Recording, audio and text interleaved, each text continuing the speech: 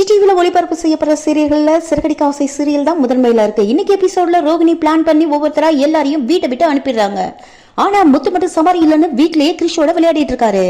ரோகிணிக்கு எரிச்சல் ஆகுது. இதை பார்த்து உடனே வித்யாவுக்கு கால் பண்ணி உதவி கேக்குறாங்க. வித்யா அவங்களோட ஃப்ரெண்டுக்கு முத்து காரை சவாரிக்கு புக் பண்ண சொல்லி முத்துவை வெளியே அனுப்புறேன்னு சொல்றாங்க. அதே போல சவாரி வர முத்துவும் வெளியே போறாரு.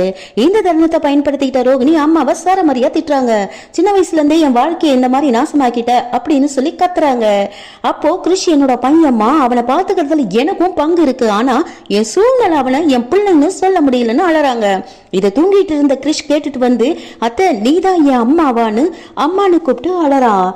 உன்னோட சுயநலத்துக்காக கிறிஷ கை விட்டுடாதடின்னு ரோகிணியோட அம்மாவும் அழறாங்க. நம்ம வீட்டுல புதுசு புதுசா ஏதோ நடக்குது அப்படின்னு சந்தேகம் வந்த முத்து வீட்டுக்கு திரும்பி வராரு. அப்ப ரோகிணி கிறிஷ கட்டிக்கிட்டு அழறாங்க. இங்க என்ன நடக்குது? இதோட இன்னையோட எபிசோட் முடியுது.